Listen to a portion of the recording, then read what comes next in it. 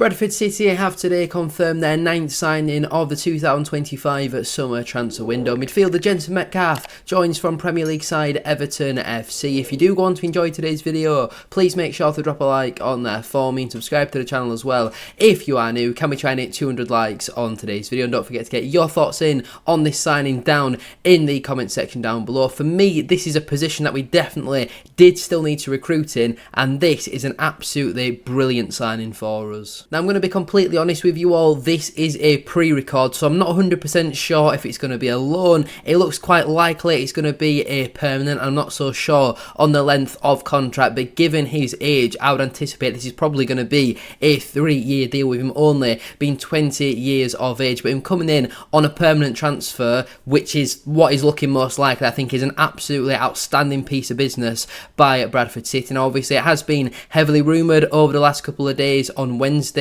or last night at the time of recording, he was at our game against Middlesbrough. He was sat in the upper main stand with what looked to be his agent and one of the media staff as well. And apparently today, on Thursday, all of it has officially been confirmed. So for me, this is a very, very impressive signing. His only goal contributions last season, that being 1 goal and 1 assist, were in the 3-3 draw that Bradford City played against Chesterfield back in April, which was obviously a very chaotic game. It was in that run where we were just bottling game after game. We were 3-1 up in that match, and obviously Metcalfe scored the first goal in that match for Chesterfield. A brilliant finish, to be fair, from the edge of the box right into the top corner, and I think he also assisted their second goal. Brilliant through ball for Will Grigg to round Sam Walker, and he obviously tapped into the back of the net. But obviously spent last season on loan with Chesterfield in League 2, and clearly has got some very impressive reviews from the Spy Rights fans. If you have a look at Metcalfe's stats from last campaign then in a little bit more detail, I'm pretty sure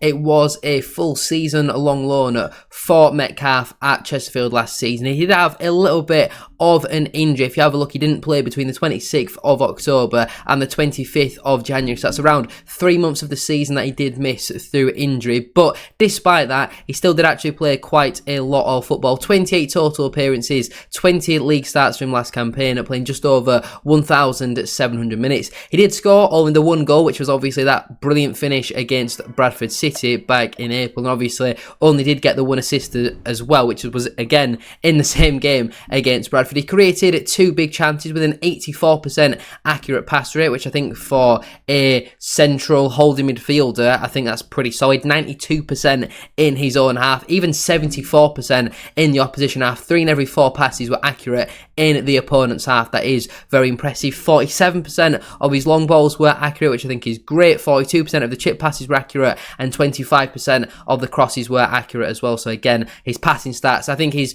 best attribute is definitely his passing, in my opinion. Defensively, I think there is still lots to be worked on, if I'm being completely honest. Looking at these stats here, just 0.4 interceptions per game, 1.5 tackles per game, 3.5 balls recovered per game, and only 0.8 clearances per game as well. He did have 2 errors which led to a shot, but none which led to a goal, and no penalty offences committed either. Again though, his dribble and duel stats do look very solid. 53% successful dribble rate, winning 54% of his ground duels and 55% of his aerial duels. I think for a 20-year-old to be winning over 50% of your duels in League 2 is actually quite impressive. I think he's around 6 foot tall as well, so he's going to bring a bit of a physical presence to that midfield, as well as clearly a very good technical one. According to SofaScore, he still has another year left, or did have another year left to run on his contract with Everton's under 21, so he's probably going to require a little bit of a transfer fee. I would anticipate, given the campaign that he's just had, maybe a 6-figure fee,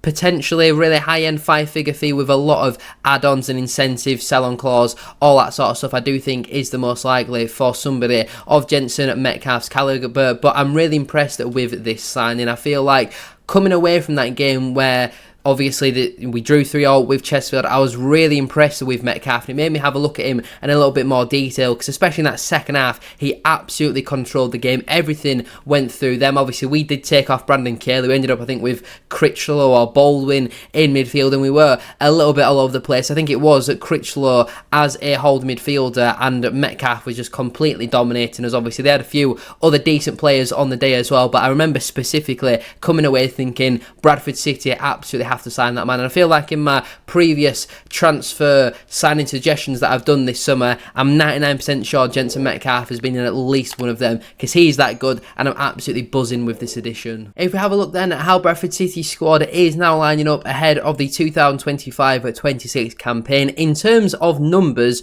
we are very balanced now across the squad. We'll come on to departures in a moment, but in terms of further incomings, I feel like the only further business that we really need to do now is probably another striker.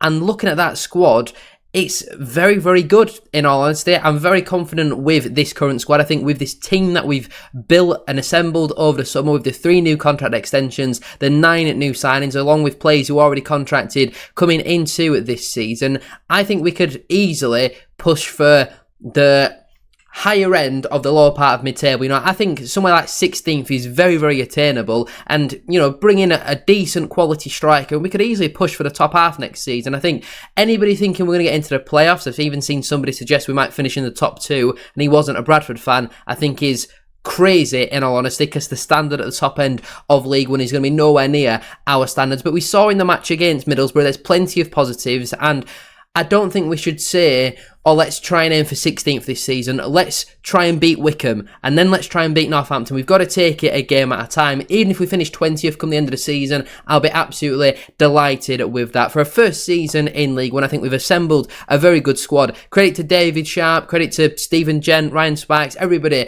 who is part of the recruitment process. 'Cause I think on paper, we've built a very good squad here. We've got some real standout players, and obviously the potential futures of somebody like a Jack Hunt or Paul Huntington, who are both still on trial with Bradford City, is still a little bit unknown at this moment in time. From what I've seen of Huntington and Jack Hunt, I would be tempted to give Huntington another year just as that backup option, because he's excellent at coming on off the bench to help you see a game out. He brings a wealth of experience, would be great around the dressing room, and I think would be quite cheap on the wages. Jack Hunt, for me, has massively impressed in pre-season, whether playing right wing back or left wing back. I think for somebody who's 33, 34, still got plenty of energy, plenty of quality on the ball, and a wealth of experience as well. And I would say, in terms of what I've seen from pre-season alone, I think he has had a better pre-season than Brad Halliday in terms of the matches that I have watched. So again, I wouldn't be against giving him a year, but with us having 2 right wing backs, 2 left wing backs, I'm not sure it's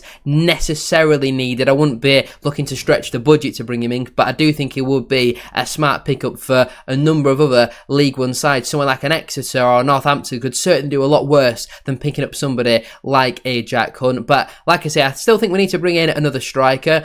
I've previously mentioned that maybe Neil Byrne needs to be sold this summer, but again, he's quite impressed me in pre-season. I know last season he started out very well. Corbin absolutely loved him, and then he became kind of a little bit of a meme on the channel because he was very average. But I think from what I've seen in pre-season, I know it's only a handful of games, he's not looked awful whatsoever. Tommy Lee has certainly looked a lot better playing as a central midfielder rather than shoehorned in as a striker or an attacking midfielder. I think somebody like a George Lapsley still has got loads to give as well in a Bradford City shirt, and Callum Kavanagh looks up for the challenge as well of League One. So plenty of positives. We'll still see a few further departures as well, and obviously as and when they do get announced, I will bring you those videos. I'm still surprised that as of just a week to go until August begins, we've still not seen a single departure out of Bradford City, obviously not including the out of contract players, and Colin Doyle has turned down the new playing contract to just focus as being a full-time goalkeeper coach. But that is Bradford City's squad, and that is where I'm going to leave it for today's video. If you have enjoyed, please make sure to drop a like on there for me, and subscribe to the channel as well if you are new. Can we try and hit 200 likes